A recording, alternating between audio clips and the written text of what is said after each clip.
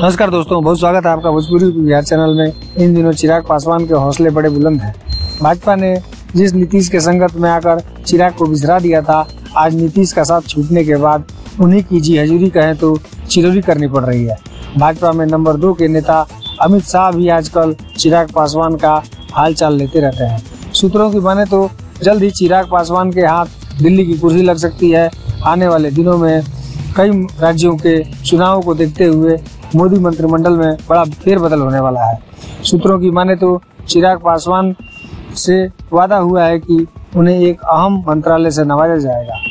भाजपा की पुरजोर कोशिश है कि चिराग पासवान अपने चाचा पशुपतिनाथ से अपनी नाराजगी को दूर कर लें और पासवान परिवार पहले जैसा एक हो जाए, ताकि बिहार में महागठबंधन के खिलाफ नई अलग जगह कर मजबूती से एनडीए चुनाव मैदान में आए।